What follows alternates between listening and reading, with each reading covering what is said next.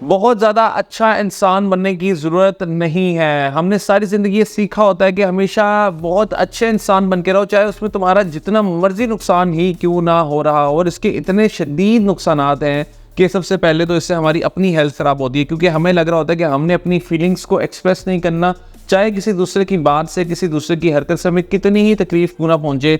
हमने हमेशा नाइस रहना है, हमने हमेशा स्वीट रहना है, हमने हमेशा काइंड रहना है, और हमने अपनी फीलिंग्स को एक्सप्रेस नहीं करना और दूसरे को ये नहीं बताना कि उसकी वजह से हमें इससे कितनी प्रॉब्लम्स का सामना करना पड़ रहा है। और इसका दूसरा सबसे बड़ा नुकसान ये भी होता है कि इससे हम अंदर ही अंदर गलते चले जा रहे होते हैं और हमें ये समझ नहीं आ पा रही होती कि हमने अब इस मसले के साथ डील कैसे करना है। क्यों? क्योंकि हमें एक गिल्ट होता है और हमें लगता है कि शायद अपनी नीड्स बताना ज़रूरी नहीं होता, और हमें अपनी नीड्स नहीं बतानी चाहिए दूसरों को, और हमें अपनी फीलिंग्स का इजहार नहीं करना चाहिए। हमें हमेशा दूसरों के मुताबिक ढल कर रहना चाहिए और वही काम करने चाहिए जो कि दूसरे चाहते हैं कि हम करें। इससे एक ये भी नुकसान हो रहा होता है कि जब हम बहुत ज़्यादा अक्सर स्वीट हो जाते हैं, काइंड हो जाते हैं, तो दूसरा हमें फॉर ग्रांटेड लेना स्टार्ट कर देता है। दूसरा हमारी कदर नहीं करता। दूसरे को ये पता चल जाता है कि मैं इसके साथ जिस तरह भी ट्रीट करूँ, इसको जिस तरह मैं इसके साथ बिहेव करूँ, इसको मैं इग्नोर करूँ, इसको मैं बुरा भला कहूँ, इसको मैं कुछ भी कहूँ, तो इसने माइंड नहीं करना है, इसने हमेशा मेरे आगे स्वीट बने रहना है। और अगर ये माइंड कर भी जाए तो ये बिल्कुल ठीक हो जाता है, बहुत जल्दी ठीक हो जाता है, क्योंकि ये तो एक अच्छा इंसान है। और अच्छे इंसान की आपको पता है कि जो एक प्योर अच्छा इंसान होता है उसकी उस तरह से कदर होती नहीं है। और इसमें क्योंकि अल्लाह ताला ने हमें ब्रेन दिया, माइंड दिया, तो इसको ज़रा इस्तेमाल करते हुए अपनी फीलिंग्स का इजहार हमें करना चाहिए। और ये बड़ा ज़रूरी है, ये हमारी अपनी ज़ात के लिए बहुत ज़रूरी है, हमारी अपनी हेल्थ के लिए बहुत ज़रूरी है। क्योंकि अगर हम इजहार नहीं करेंगे तो हम स्ट्रेस में रहते हैं, एंगर में रहते हैं, सैडनेस एक्सपीरियंस कर रहे होते हैं, क्योंकि अंदर ही अंदर हम उन बातों को सोच रहे होते हैं। मेरे पास बहुत से लोग आते हैं काउंसलिंग के लिए, पेड मशवरा लेने के लिए। तो जब वो मेरे से बात कर रहे होते हैं तो अक्सर उनकी शिकायत ये होती है लोगों से कि लोग हमें यूज़ करते हैं और मुझे नो कहना नहीं आता। यानी बेशुमार ऐसे लोग मुझसे रब्ता करते हैं कि जिनको नो कहना नहीं आ रहा होता, जो कि अपनी नीड्स के बारे में दूसरों को नहीं बता रहे होते कि हमें उनसे क्या चाहिए।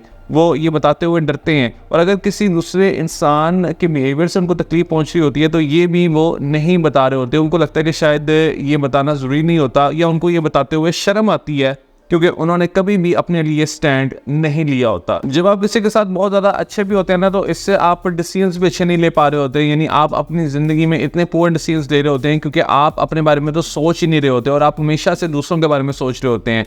वो विन विन डील नहीं होती। हमेशा आप ये देखते हैं कि इसमें दूसरे का फ़ायदा हो, बेशक मेरा नुकसान ही क्यों ना हो जाए। और इन एक्चुअल क्या करते हैं कि आप अपना इतना नुकसान कर बैठते हैं कि फिर आप इस काबिल ही नहीं होते कि आप दूसरे की मदद कर सकें। तो जब भी किसी दूसरे की मदद करनी हो तो सबसे पहले अपने आप को भी देख लें कि क्या आप खुद अपनी मदद भी कर रहे हैं, क्योंकि अगर आप अपनी मदद नहीं करेंगे तो फिर आप लोगों की मदद कैसे कर पाएंगे।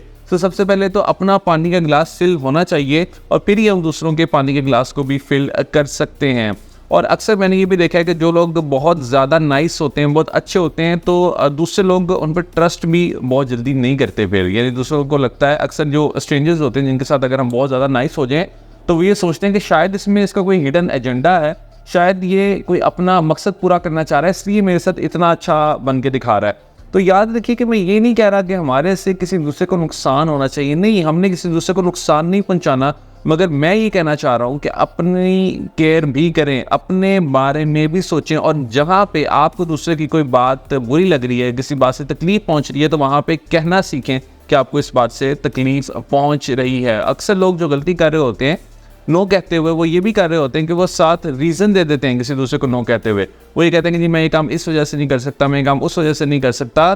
तो याद रखिए कि जब भी आप नो कहते हुए रीज़न देते हैं तो दूसरा इंसान उस रीज़न के भी आगे आपको अल्टरनेटिव्स बता देता है कि अगर आप ये काम इस वजह से नहीं कर सकते तो आप इस वजह से काम कर सकते हैं। यानी आप इस चीज़ को इस तरह से कंपनसेट कर लें, तो आपके नो कहने का कोई फ़ायदा नहीं होता। तो याद रखिए कि जब भी आपने किसी दूसरे को नो कहना है तो आपने कोई रीज़न नहीं देनी, आपने उसको कहना है कि मैं ये काम कर नहीं सकता, अनफॉर्चुनेटली मैं ये काम नहीं कर सकता, अगर कर सकता होता तो मैं डेफिनेटली करता, मैं ये काम कर ही नहीं सकता।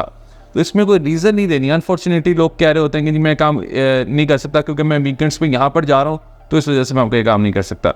तो इससे क्या होता है कि इससे दूसरों को आप ये कह रहे होते हैं कि जी ठीक है, इसका कोई आप हल निकालने में काम कर दूंगा। तो इन एक्चुअल तो आपने वो काम नहीं करना, क्योंकि इससे आप डिस्टर्ब हो रहे हैं। तो आप ये कहें कि मैं काम कर ही नहीं सकता, और अगर मैं कर सकता होता तो मैं लाजमी करता। अनफॉर्चुनेटली मैं काम नहीं कर सकता, अपने रीज़न नहीं देनी। सो ये एक छोटी सी टिप है जिससे कि आप ये सीख सकते हैं कि कैसे आप नो कहें। अगर आप इस मसले को मेरे साथ पर्सनल लेवल पर डिस्कस करना चाहते हैं तो आप एक पेड काउंसलिंग सेशन बुक करवा सकते हैं। All the best.